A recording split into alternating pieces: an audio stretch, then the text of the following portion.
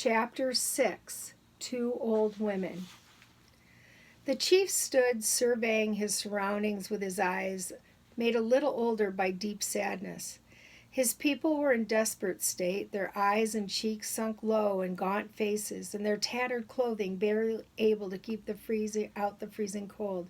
Many of them were frostbitten.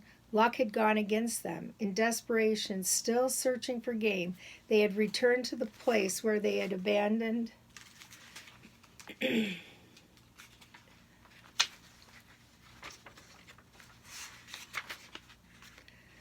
two old women the winter before. Sadly, the chief remembered how he fought the urge to turn back to save the old ones, but taking them back to the band would have meant the worst thing for him to do. Many of the more ambitious young men would have said that this was an act of weakness, and the way things had been going, the people would have been too easily convinced that their leader was not dependable. No, the chief had known with a drastic change in his leadership would have proved more damaging than the hunger, for in times when a band was starving, bad politics led only to further disaster. The chief remembered the moment of terrible weakness when he had almost allowed his emotions to ruin them all. Now once more the people were suffering, and the winter found them on the verge of hopelessness. After turning their backs on the two old women, the people traveled many hard miles before coming on to a small herd of caribou. The meat sustained them into the spring when they began to harvest fish, ducks, muskrats, and beaver. But just when they regained their energy to hunt their dried food, the summer season had ended, and it was time to think of moving towards a place where they would be able to find winter meat.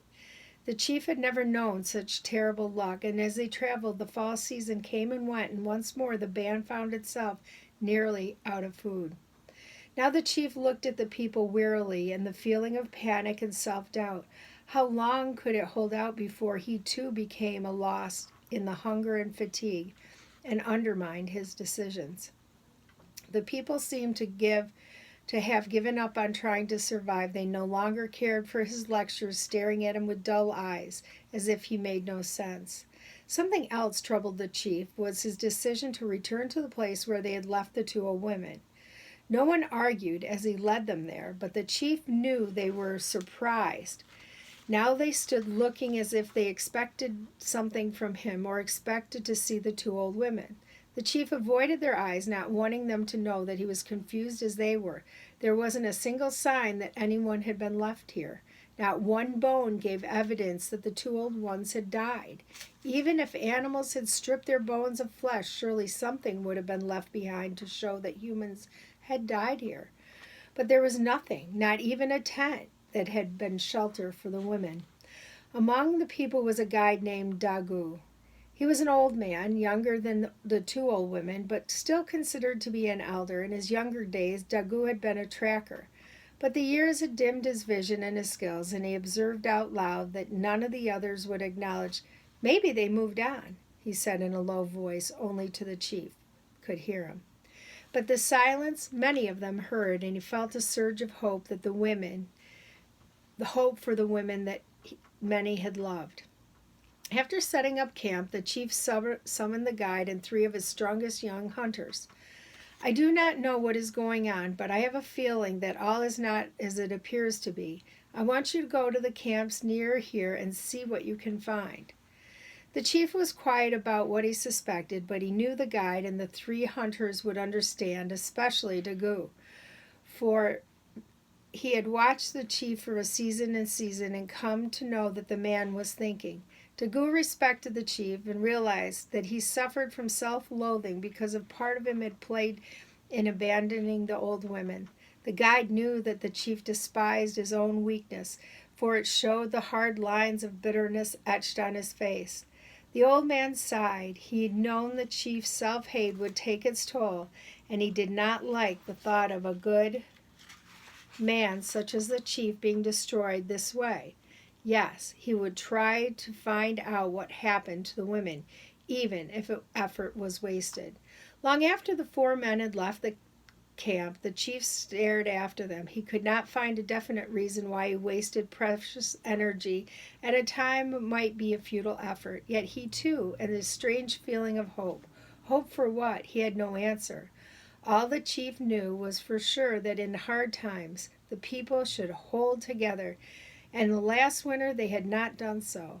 They had inflicted an injustice on themselves and the two old women. He knew that the people had suffered silently since that day. It would be good if the two old women survived, but the chief knew the odds weighed against the hope. How could two feeble ones survive freezing cold without food strength to hunt? The chief acknowledged this, and yet he could not still the small speck of hope that sprang from the months of hardship. Finding the women alive would give the people a second chance. That perhaps was what he hoped for the most. Each of the four men was conditioned to run long distance. What took the two women days to travel from the first camp the year before took the four men only a single day. They found nothing but endless snow and trees. The trek taxed their limited energy, and they decided to spend the night there.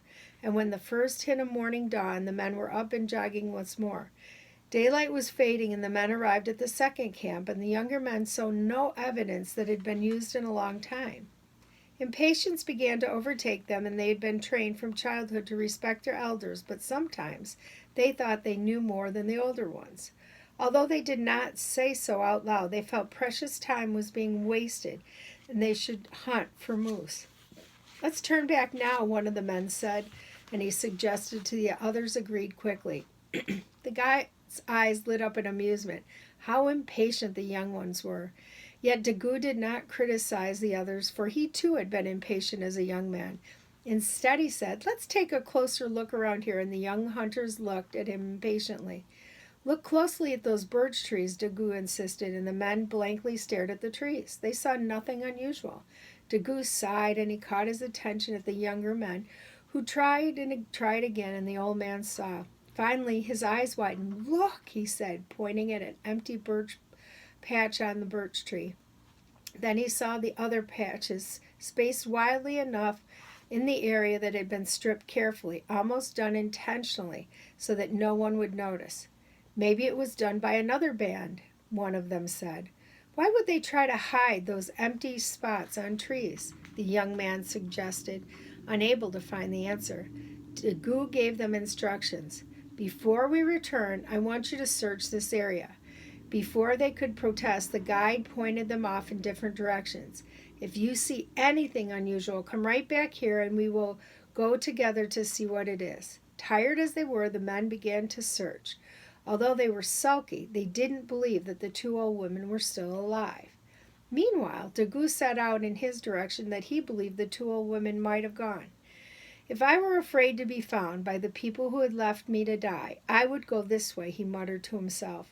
It was a senseless direction because it was far from water, but in the winter they would not have to rely on the river, so I think they might be this way.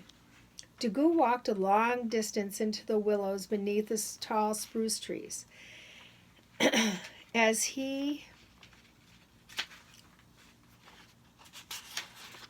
trudged further and further down in the snow, he felt wearily and wondered if he was doing the right thing. How was it possible to believe that two old women could survive when they, the people, barely made it through the winter, especially these two women? All they did was complain. Even the little children were hungry.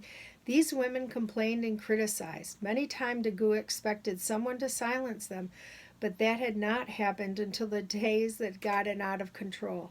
Daggoo began to think that they were on a useless hunt. The two women must have gotten lost and died along the way. Perhaps they had tried to cross the river and drowned. As Daggoo thought about this, he became more doubtful of each negative thought, and then suddenly he smelled something. In the crystal clear winter air, a light scent of smoke drifted past his nose. Then it was gone.